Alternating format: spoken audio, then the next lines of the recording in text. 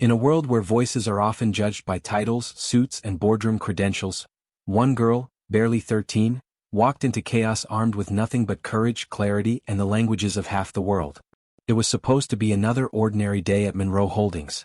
But fate doesn't follow schedules. An interpreter collapsed. A $30 million deal with a foreign delegation hung by a thread. Panic spread. Power faltered. And then, a janitor's daughter stepped forward. Not with status. Not with permission. But with purpose. What happened next would shake a corporate empire, ignite a global conversation, and reveal that sometimes, the smallest voice in the room carries the greatest truth. This is the story of Maya Williams. And it begins not with applause but with resistance. The boardroom was suffocating. Not from lack of air but from pressure, pure, silent, corporate pressure.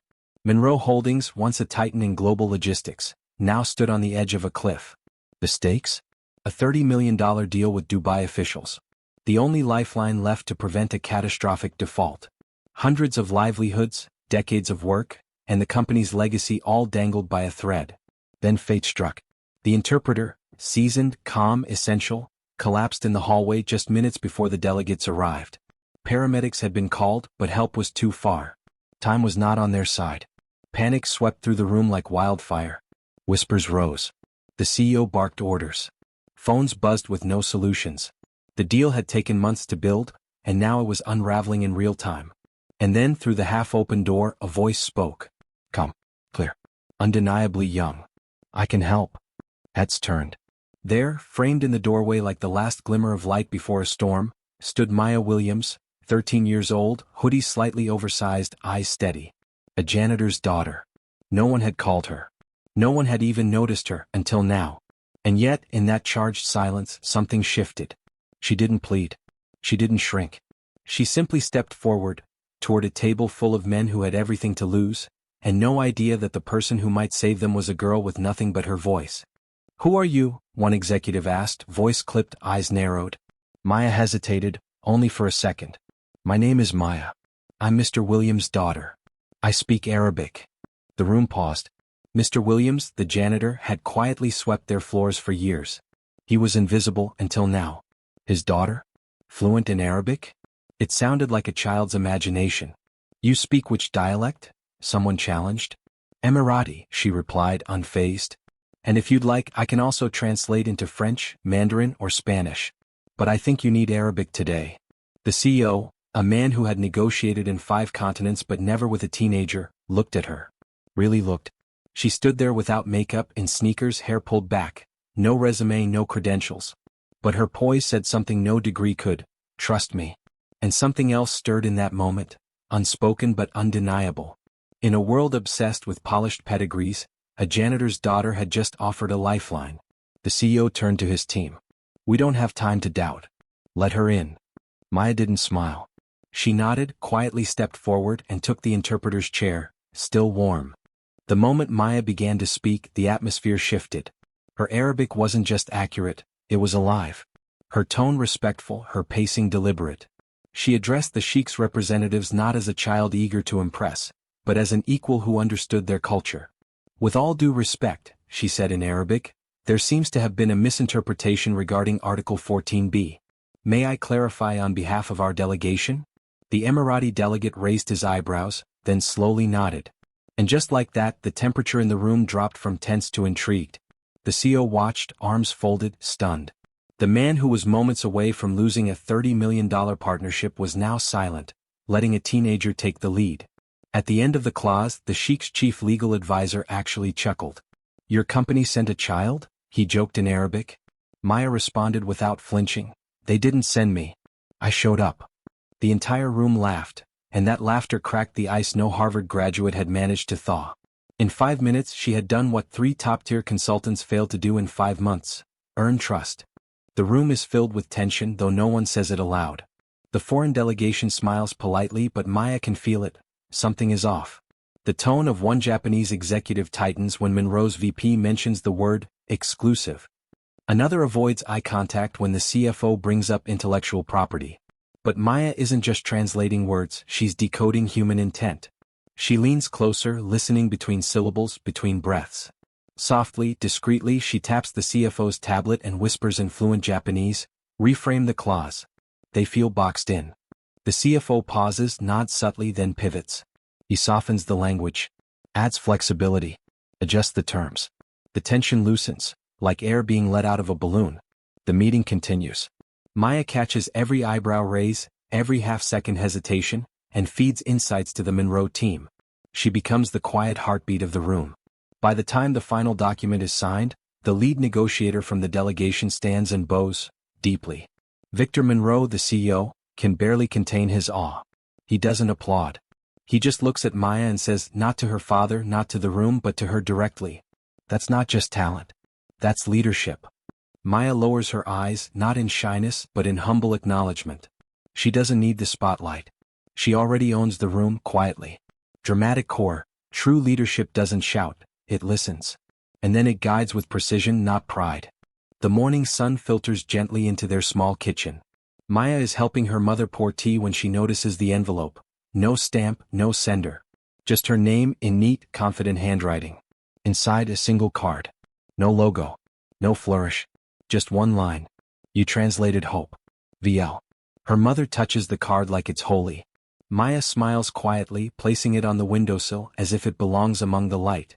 But outside their little world, winds begin to shift. The business world, so quick to celebrate victories, now whispers with suspicion. Who authorized her? Wasn't she just a volunteer? Isn't this nepotism? A leaked memo. A blog post from a rival firm. An anonymous accusation wrapped in legal jargon. And then the floodgates open. Headlines appear: Teen translator hijacks billion-dollar deal? Commentators sneer, was Monroe Consulting so desperate? Even at school, Maya hears laughter behind locker doors. Not envy, fear disguised as ridicule. Victor Monroe remains silent. Publicly. Privately, the legal team urges distance. She's not staff. If this spirals, it could jeopardize future negotiations. Maya reads every headline, every thread. But she does not flinch. Her father, however, does. He comes home quiet. He's seen this before, how the world lifts you up just high enough to strike from below. Maya sits at their kitchen table that night, staring at the card again. "You translated hope," it had said. Now she wonders, who will translate the truth? The hearing room isn't a courtroom, but it feels colder. Fluorescent lights buzz overhead. A semicircle of suits stares down at Maya. Behind them, nameplates, credentials, protocol. In front of her, a microphone, a glass of water, and silence thick enough to choke on. An older man clears his throat. "Miss Navarro? Do you understand that what you did may have breached regulatory protocol?" Maya's father, seated in the back, clenches his hands. Her mother whispers a prayer in Spanish. But Maya? She nods once. "Come. Certain. Yes, I understand."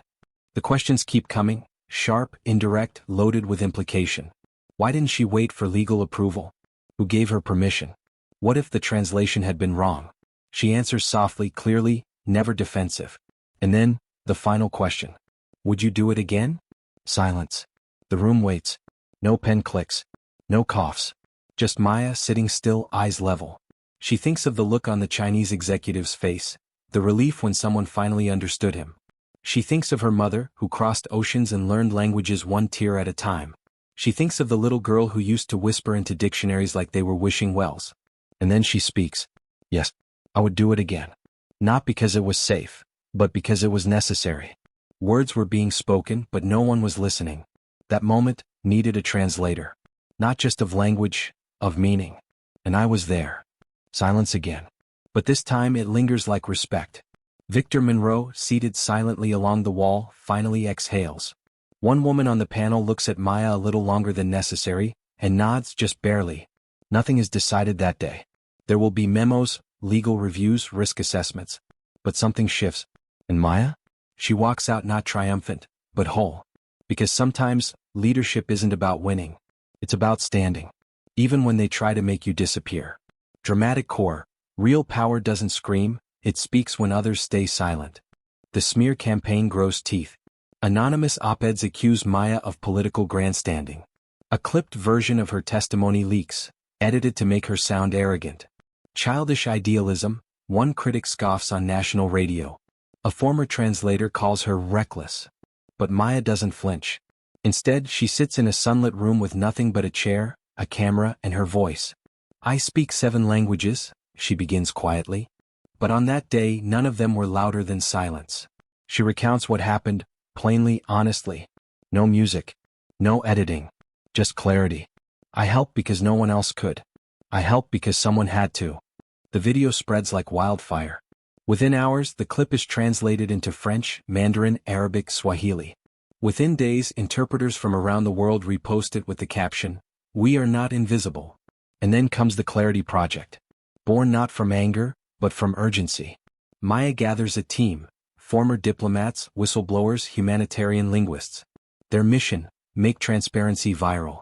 Their tools, translation, storytelling, and raw human truth.